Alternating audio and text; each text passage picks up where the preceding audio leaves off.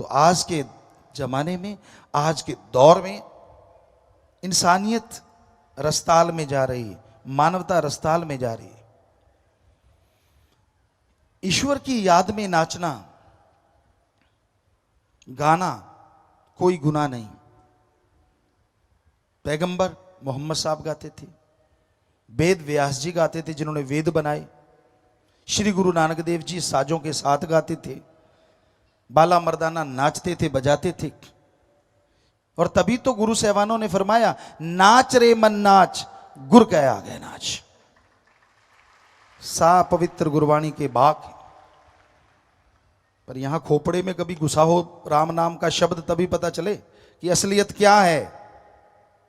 तुलसी जी नाचे, कहां कहां सुनाएं और क्या क्या सुनाएं।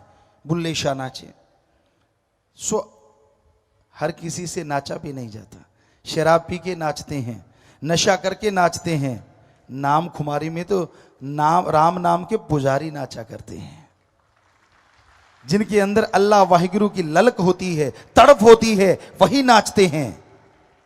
जो शराब के आदी हैं, जो नशे के आदी हैं, जो दूसरों की बुराइयां देखने के आदी हैं, उनसे नाचना कहां अच्छा लगता है, या उन्हें गाना कहां अच्छा लगता है। उन्हें तो अपनी हैंकड़ी, अपनी ईगो, चंद पढ़ाई की हुई क्लासें, वही सबसे बड़ी चीज लगती है। धर्म का पहनावा पहनते हो, धर्म को पढ़ के देखो, धर्म में क्या लिखा हुआ है। आपकी आंखें खुल जाएंगी, आपको समझ आ जाएगी। सो मालिक के प्यार में, उसकी मोहब्बत में, पता नहीं भक्त जनों ने, गुरु साहबानों ने, पीर पैगंबरों ने, ऋषि मुनियों ने क्या क्या पापड़ नहीं बेले। जिसको मर्जी देख लो, जिस धर्म को मर्जी देख लो, हर धर्म में पवित्र ग्रंथ भरे पड़े हैं, क्या क्या नहीं किया उन्होंने। सो भाई, ईगो अहंकार छोड़ के दीनता नम्रता भी धारा करो। पता चले कि अच्छे माँ बाप के बच्चे हो, अच्छे धर्म के नुमाइंदे हो। आपका बैठने का अंदाज बता देता है कि आप में कितनी ईगो है और आप कितने सादे और दीनता नम्रता और माँ बाप के कितने अच्छे संस्कार हैं। आप सिर्फ आप नहीं होते, आपके साथ आपकी पूरी कुल होती है। हमारी संस्कृति कहती है आपका बैठने का अंदाज, आपका देखने का अंदाज, आपका अजीबोगरीब तरीके, वो बता देते हैं कि माँ बाप के कैसे संस्कार हैं, या फिर आप कितने अहंकारी पुरुष हैं। इसलिए दीनता नम्रता भी धारण किया करो। धर्मों में तो दीनता नम्रता और इंसानियत सबसे बड़ा गहना है। बेचैनी हो जाती है फिर जब संत सच्ची बात कहते हैं। स्पिरिट वहीं लगता है जहां जख्म होता है, और जगह स्पिरिट नहीं लगता। स्पिरिट को यूं घुमाओ, कहीं नहीं लगेगा, पर यहां जख्म है वहां लगता है। तो संत सच्ची बात कहते हैं। जिन इंसानों के अंदर कमियां होती हैं उनको बेचैनी हो जाती है कि मैं क्या करूं, ये मुझे कहा जा रहा है। तो आप अपने अंदर ये कमी आने क्यों देते हैं। किसी भी धर्म को आप मानते हैं, हम चैलेंज करते हैं, आप साबित करके दिखाओ किस धर्म में लिखा है दूसरों की खिल्ली उड़ाओ, किस धर्म में लिखा है दूसरों की निंदा करो, किस धर्म में लिखा है कि दूसरों को घटिया बताओ। जरा ला के दिखाइए हमें 4 लाइनें, मान जाएंगे आपको कि आप धर्म के मानने वाले, लानत मानने वाले। आप ABCD नहीं पता होता लोगों को। और फिर सत्संग ऐसी जगह होती है यहां अल्लाह वाहिगुरु राम का नाम लिया जाता है, भगवान की भक्ति का तरीका बताया जाता है। वहां तो दीनता नम्रता से अपने वाहिगुरु, अपने अल्लाह, अपने राम, अपने गॉड से लिव लगा के बैठो, प्रीत लगा के बैठो। फकीर कौन है, क्या है, उससे क्या लेना आपने। अगर वो सच सुनाए तो ठीक है, अगर नहीं सुनाए तो भी निंदा क्यों। आप तो अपने मालिक की भक्ति में बैठे हैं ना, अपने अल्लाह राम वाहिगुरु गॉड खुदा की भक्ति में बैठे हैं। सोचने का अंदाज अलग अलग होता है। हमारे धर्म तो यही सिखाते हैं जो आपको बता रहे हैं कि भाई अगर गाने हैं तो अपने अवगुण गा के देखो, मजा आएगा। अगर आप में हिम्मत है, अगर आप मर्द हो तो अपनी कमियां दूसरों को बताओ, क्योंकि जो आप अपना गाओगे वो चला जाएगा और जो दूसरों में देखोगे वो आपके अंदर आ जाएगा। तो गाओ अपने अवगुण ताकि चले जाएं, अगर आप में हिम्मत है तो। ये सारे धर्मों का सार है।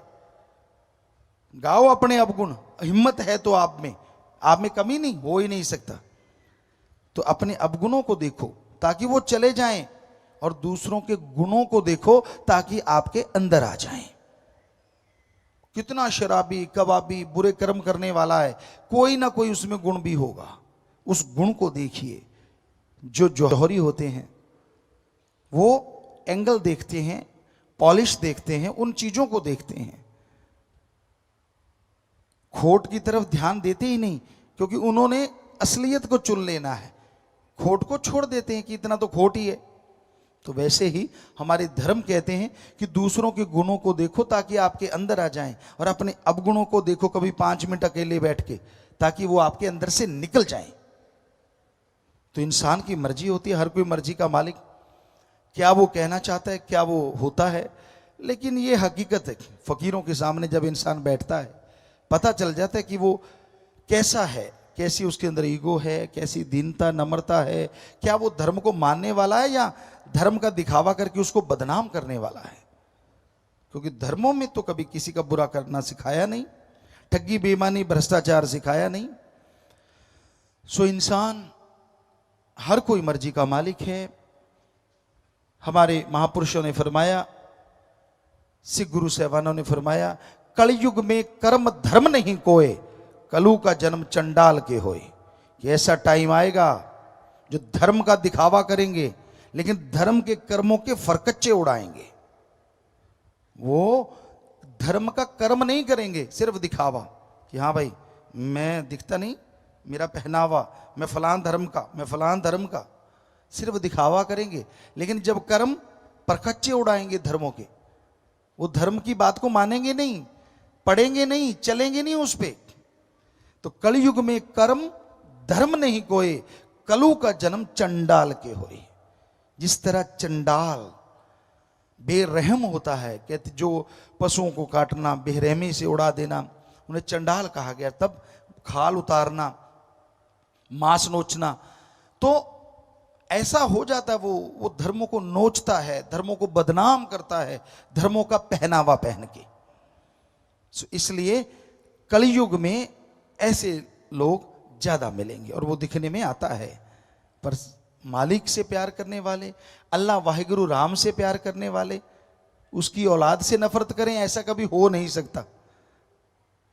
अगर आप किसी बाप से प्यार करते हैं और उसकी औलाद से नफरत करते हैं तो वो बाप आपसे कभी खुश नहीं हो सकता।